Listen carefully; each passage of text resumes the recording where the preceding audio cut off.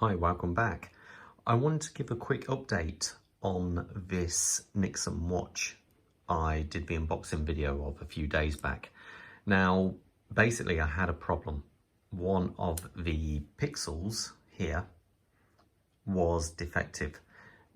I brought this from a seller on eBay and it had no returns, but because the watch is actually broken, they accepted a full return, money back, been posted a label to send it off. But just before I did, I wanted to give sort of like final thoughts on this watch. Now, in some ways, it's nice to actually get my hands on one of these and try it, because this was really, for me, I wanted a watch, which, I could wear all the time while I'm at work or whatever.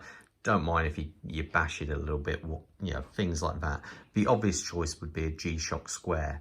Now, I've had the G-Shock Square before and really enjoyed it, but I did the full metal conversion, but then it becomes a watch you don't want to scratch because it actually looks so good. But this one, if I had the choice again, I would go for the G-Shock over this model. Reasons why are, it is incredibly chunky. It's a lot chunkier than I perceived it would be in the first place. And silly things like the depth, you can't really see it here. It's maybe not the best light, but the LCD display is a lot lower than the actual crystal on the front, and you really see that. It does seem a lot deeper, and so viewing angles aren't as clear and concise as they are on the G-Shock. Other things are the buttons.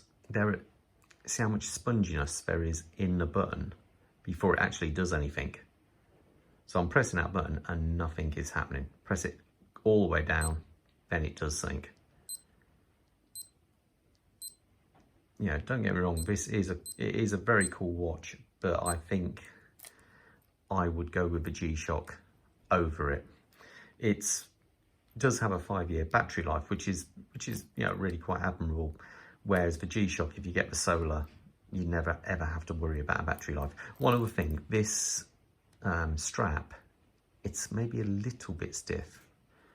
You can get softer. The only good thing is it does have a relatively easy to change system here. So you can actually wear this on a leather strap, say, or a aftermarket rubber strap. So that's one thing going in its favour. But, it almost sounds bad, but I'm almost happy that I did get one which was broken, because it gave me a chance to actually look at it, view it, see what I think about it. And I'm actually kind of glad I am sending it back. Well, I would say the backlight, obviously this is on its brightest setting. It is very powerful and very good. But yeah, not for me. I prefer the G-Shock over this model. But so I'll be posting this one off today and receiving my money back, and I might get myself another Square. We'll have to see. Okay then. Anyway, I just thought I'd give you a quick update on what's actually happening with this watch.